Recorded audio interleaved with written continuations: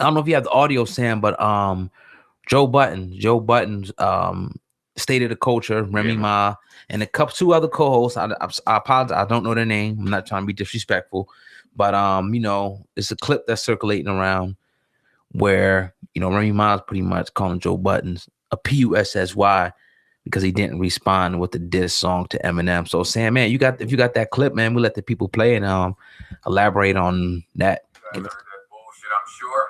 Not MGK. I'm talking about the Eminem boy. What's up, Remy? I smell smoke. Is that because he actually dissed you and you had to get to respond yet because you're mad pussy, you scared to death, and you know you flame you if you even try it? Is that why? No, Rem, that's not why. Scotty, you all right over here? I'm just checking it out. Making sure. I had to hit with Klein. No. I like rap where people are saying things. That's all. And Machine Gun Kelly, regardless of what you think of his actual skill set, he had a lot to say. It sounds like always getting mad. He's in the booth, screaming at the mic, call up trick, you're a bitch. No, but when he's talking about shoes, it's someone tell Button he better fasten it before I snap and his body bag gets zipped. He left out a couple, like, you know, tied him up like I think that's trash. Velcro stuff, so like you could have dragged it a little bit better. But I'm just saying, no one really gives a fuck about what MGK has to say. We don't know what he's going to say. Well, that's true, but I didn't expect it. All right, so we're not gonna play too much. If y'all want it, you obviously know, go to Revolt TV, listen to the full. But Remy Ma basically did this the whole entire segment when it comes to Joe Budden and Eminem, calling him puss, calling him a bitch, calling him everything under the sun on why you're not responding. It's real. Not that he's puss, but I'm gonna say it like this though, Sam, man. Remember when Nicki Minaj and they was going back and forth? Not even probably a year or so ago. It was like a day later. I think Remy Ma came out with Sheether. She ain't fucking around. Maybe two. So she has a right to be. That's real hip hop. That's the era that we come from.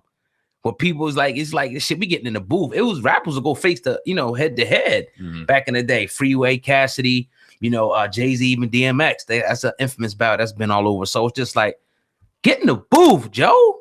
Get in the booth. But Sam, man, you gave him the pass. You said, oh, you know, it's good for him to respond. But go ahead. I'll let you explain your side, though. I was one of the people to give him a pass, and I'm wrong. I was seem to be wrong. Everyone's kind of saying that they need to hear bars, and I'm on the opposite side of the fence when it comes to this. It wasn't enough for him to say something real, and then I'll respond. It wasn't enough for him to go and do it on the podcast. He has to, address this situation via the bars. He has to get back in the booth. Now, we all know Joe Budden said that he's since retired. He's not coming out. But like you and I talked about in the pre-production meeting, we all know Joe got the booth in the crib. We all know that music is still a love of his. He's not going to stop rapping. He may not like the music business. He may forever hate the music business. Right. And we know many people who hate the music business, but he'll never stop loving the bars. Now, when he talked on his podcast, he said immediately when he heard it, he started writing. So you know he has something or got something brewing. And you're not confident to release it or something? Or you think he's shook? Or I don't think he's shook. It's easy like he puts it, because it's all about the response. What if he puts it out and it's a dud? What if he's Mayweather in this shit? Okay. What if he's hyping it up and getting people to talk and getting people and maybe getting Eminem upset? And it's just strictly hypothetical. Strictly hypothetical. But he is showing himself to be a little bit of a showman now. And he did say the ball was in his court. So, pause. I'm not going to sit here and act as though he may not have something, or he I don't know. How long is too long to wait now when we're in the age of everything is so instantaneous? Now, back in the day, it'd be months. Like I think it was like 7 months between Ether and Takeover, if I'm not mistaken. People in the comment section will correct me, but now it's just like people want to hear something now. So how long does Joe Budden wait? 3-4 months, 2-3 weeks? Like, what do you think?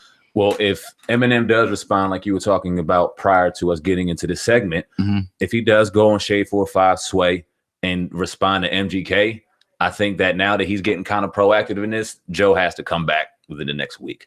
Okay. Drop it. And that doesn't mean he has to come back and rejuvenate the rap career. And who am I? He can go in and say, who the fuck? He can do what he wants to do. Right. But the fans, the people that really want to hear him respond, he has a lot of people saying that he could really come at Eminem. If you got something to prove and you saying that Eminem is garbage and you saying that he lost it and he's not the same Eminem that he was 10 years ago, even though he's in your top 5, and you got a chance to go up against one of your Mayweathers or go against, one of your top boxers and knock him the fuck out. Right. You might have to put him to sleep. Yeah. If you say you got it to do it.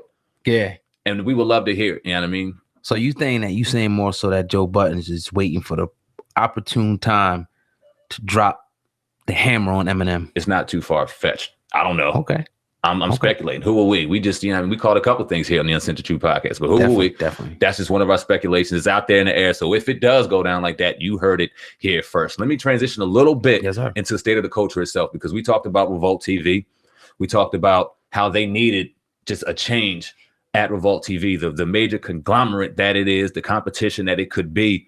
When you talk about Diddy behind it, when you talk about the culture, and when you talk about there being a need for this within our culture, there wasn't a lot of they weren't very busy. And then we have State of the Culture, Joe Budden headlining it, everyone looking forward to it. So what did you think of the show overall? I think it's good, man. I didn't expect Remy to be so raw, but I mean, that's a good thing, because I think, something that people kind of, love us for is because we just give it to them straight, as per the name, Uncensored. So I think that approach, because a lot of people tiptoe through the tulips, as you say, and try to censor themselves. But she said, nigga, you straight PUSSY.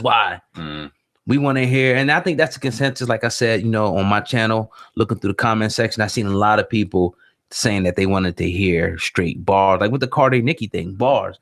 That's why, like, Remy, she gonna say that, because again, she dropped bars and destroyed Nicki Minaj. With Sheetha, even though people were saying Pat wrote it, which I don't believe. I don't believe that. Nah, because I remember her, freestyling with big pun and stuff back in the day and ripping people apart. So man, dope so far. I think Remy Ma might be that piece, right now that they need to really go over the top. We'll see. I like it. Yeah, it's early on. It's episode 1. I don't know if I do have a couple things I want to say, but I'll wait. Because I'm not going to be the dude to sit here and hate episode 1. They're growing. It's a great concept. It's a great idea.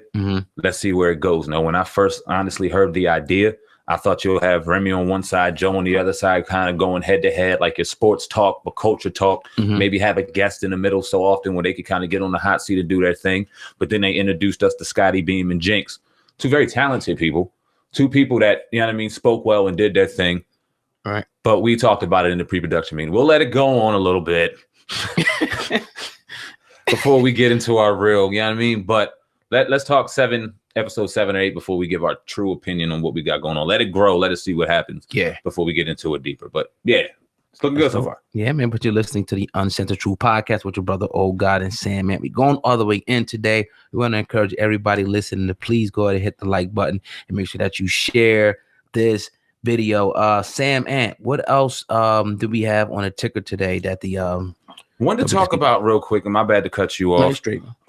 Opiate use among the culture. We had Mac Miller, who passed away, unfortunately. They talked about it on State of the Union. State of the Culture, excuse me. Yesterday, Revolt TV, they had a gentleman on the Breakfast Club today. I forgot his name, but he was a real dope dude. Sat there and talked about opiate use. We get his name up in a second, but we all know the situation with opiate use is destroying our youth. It's destroying our young. It's destroying a whole generation. It's our crack era. Talk about it. Talk about the artists and how they perpetuate it. Talk about the artists and how it seems to be glamorized so much, right, that it's almost the fun thing to do, and it's killing our people. Right. Well, I'm gonna article via XXL magazine today. Bow Wow posted something up today, and kind of in response to the whole Mac Miller thing, and I put it there on the screen for the people to see. He said to the youth, stop with these dumbass drugs. I'm going to tell you something. I'm going to let something out. When me and Omarion worked on Face Off album, I was high off lean every day.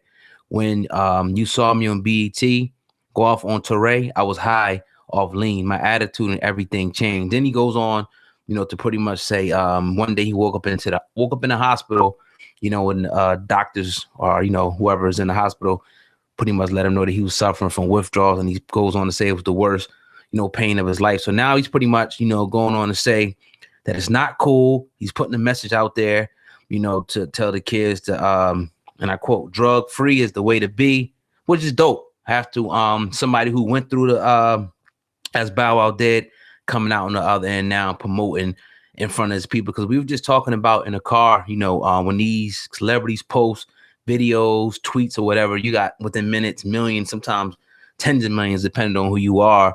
So what they say matters. was influential. So, you know, Bow Wow, that's one person, but you got the people who promote it. You got the rappers who promote it. Your Futures, a lot of rappers. You was telling me you heard some stuff. Song with T.I. You know what I mean? We can go down the list.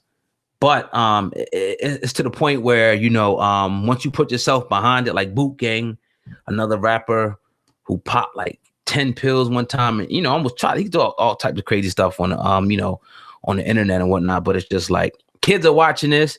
Kids think it's cool. You know, when we were coming up, anything that we seen attached to the rappers, whether it be a fitted hat, the way they talk slang, we thought it was cool. Same thing with the liquor. It's the same thing, you know, with the drugs. So they got a responsibility, man. And they're leading a lot of children, you know, down